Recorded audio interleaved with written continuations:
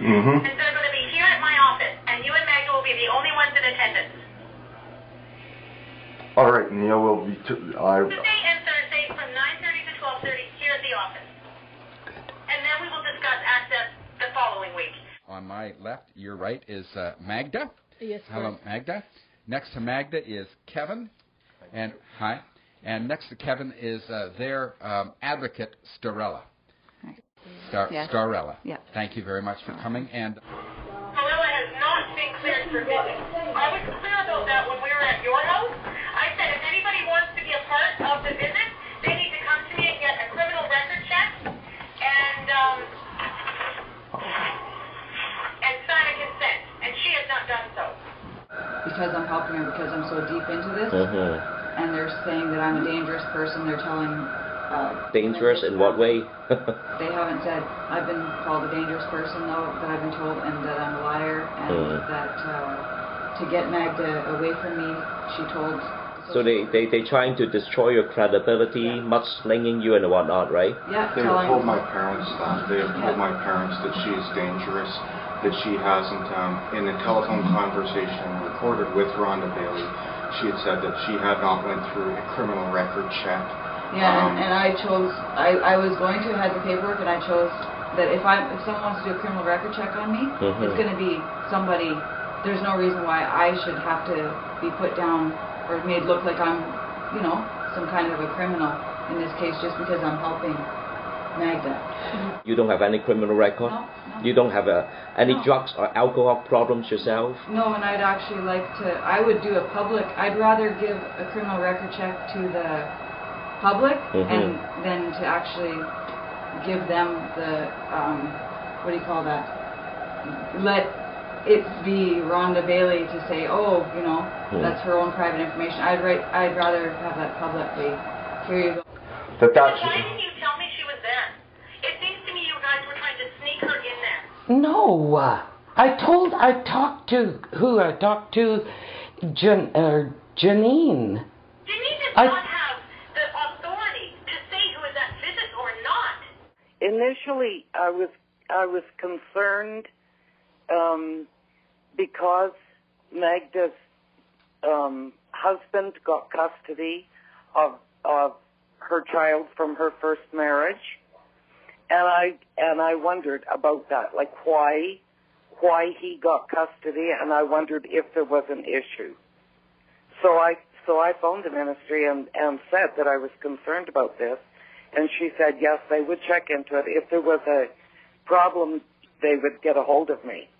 And it was probably 2 or 3 months later before I finally heard from them, and at that point she said, it's bad. It is real bad.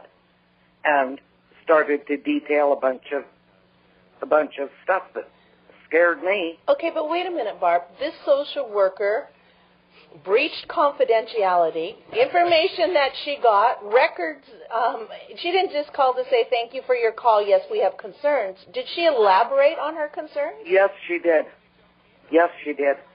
And at that point, did you were you believing everything she was saying? Of course, because she's a government worker. Like, that's who we're supposed to trust. Have you subsequently found out that a lot of what she said was untrue or exaggerated?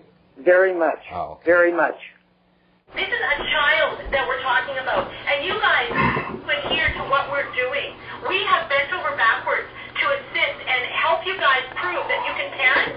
Okay, you have canceled one meeting due to a court order not being signed that was signed that you canceled.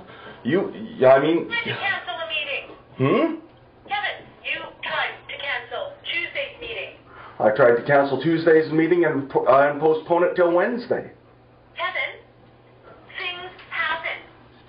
Yes, indeed they do, and that is why I did that. I asked for an interpreter to be provided to Magda on several occasions, not only to the social worker, but all the supervisors that were up the line, that I was told to go to the next superior and the next superior and the next one, and everyone that I went to, just the same thing was happening. The interpreter that she did actually get herself through the parent capacity assessment that she paid for herself, and he provided her with a qualified interpreter, which she paid for, and then the ministry, once he wasn't willing to comply to the social worker's demand, and she said that they were the ones paying him, then he was forced out of the picture as well. Initially, when she had gotten rid of him, she had stated concerns with his past. Now, he has went through a criminal record check.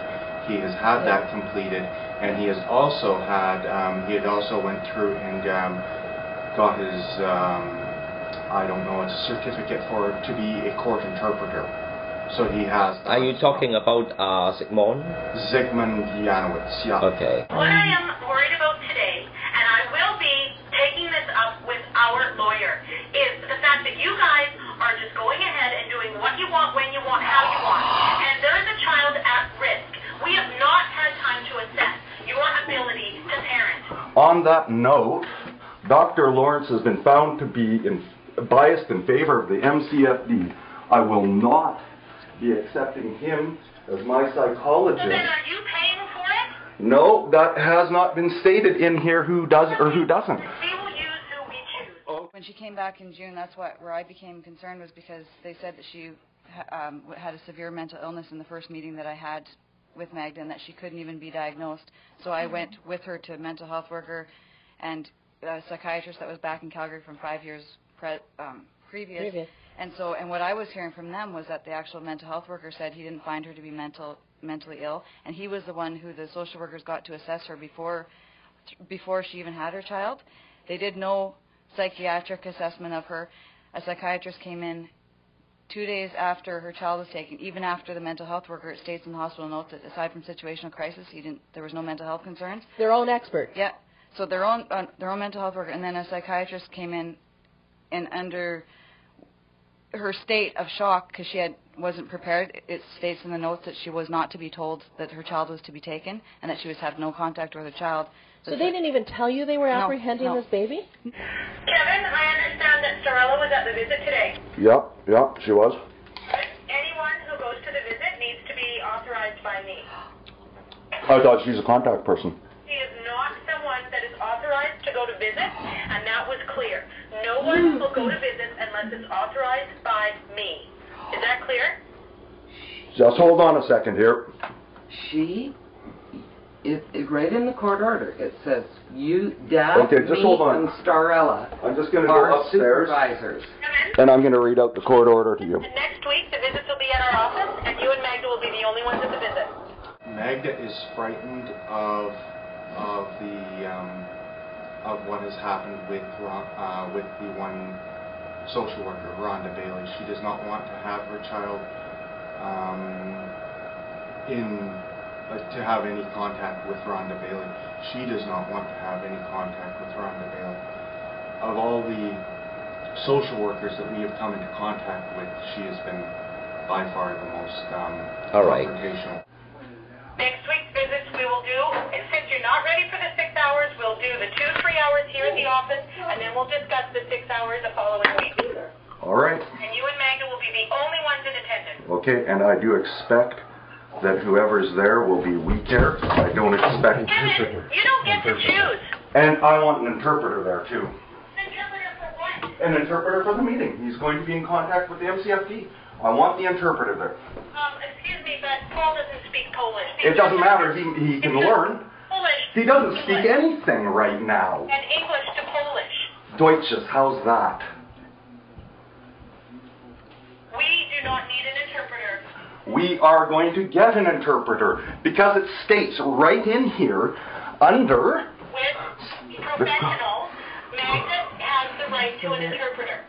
Okay, and it states in the court order that an interpreter will be provided for Magdalena Asbjornis for her appointments with her psychologist, mental health workers, and social workers. You're a social worker.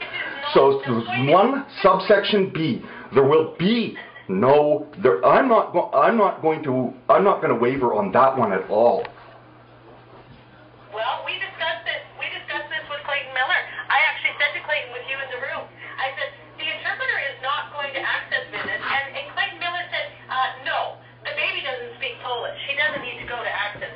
Well, that was prior to this change. Excuse me, that was not changed at all. Well, what's The interpreter does not need to go to access Okay. this. Okay, I have to talk to my lawyer. I will get a hold of you later.